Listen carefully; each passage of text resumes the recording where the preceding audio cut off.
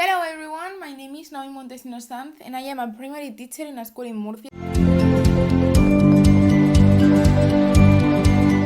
Some years ago, I have two of this experience in which you learn and grow as a professional and as a person. In this video, I am going to tell you two stories about the students that changed the way I view my life. The first story is about a girl who has intellectual disabilities.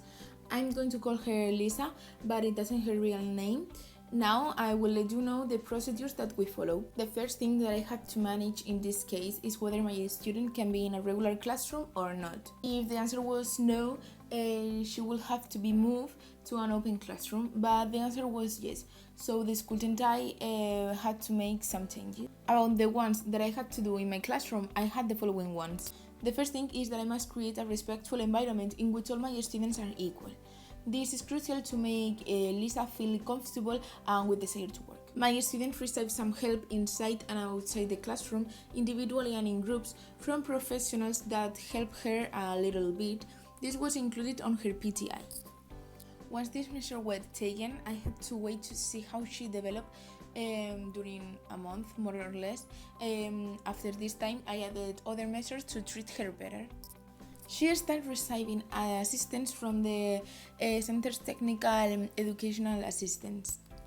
Also, I facilitate the teaching, including more visual aspects to make the methodological level easier. These measures were included on her PTA. Then, the school and I decided to change the PTA of the center in order to give to her the attention necessary to her needs. I convened an extraordinary cluster with my colleagues to analyze the situation of Lisa. We decided to adapt the curriculum to her needs to make it easier to achieve the goals. Also, this curricular adaptation developed more happiness and less frustration in my student. Also, we added curricular reinforcement programs to attend her in the best way possible. Cooperative learning methods helped Lisa's development, just because she could feel equal to their classmates. In some cases, we can manage the flexibility of the scholar year, but this is always dependent on the student's development. These measures were made by the diversity support team. Moreover, we included on Lisa's PTI her evolution as well as gathering personal information, etc.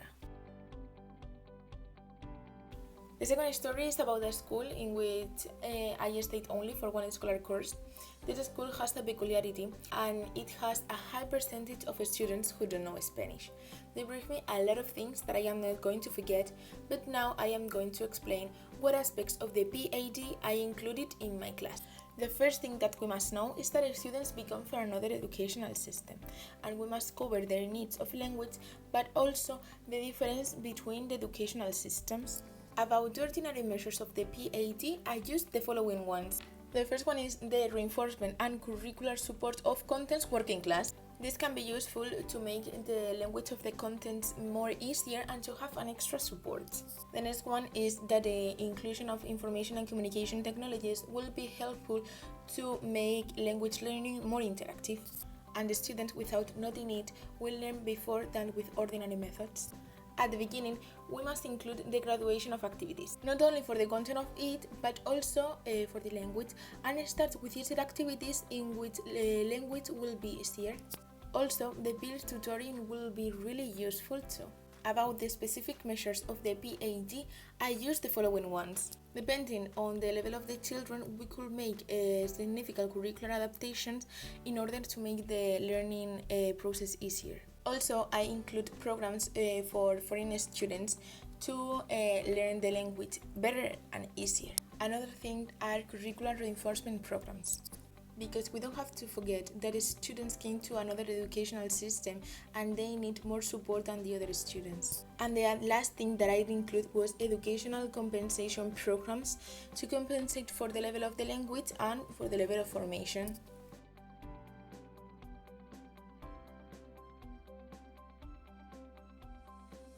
I think that I have done a really good job in this part of the course. I have put a lot of effort in this. Although I think that my exam is not perfect, I think that I deserve an 8. In this course, I have learned many things that are really useful for my professional career. But if I have to choose one of them, I will take the PAD or PAD. I think that is a really useful document and it doesn't have the prestige that it deserves. It's really curious and useful and all parents must know it. Of course, some months ago I never realized the importance of attending diversity, and I didn't know that teachers can attend it. I learned more things about PAT and PTA that in class I didn't realize. Also, I learned how to manage two different situations with students with acne. And about edition, I have improved a little bit more my knowledge in technology. Thanks for watching my video. I'll see you another day here in my YouTube channel. Bye!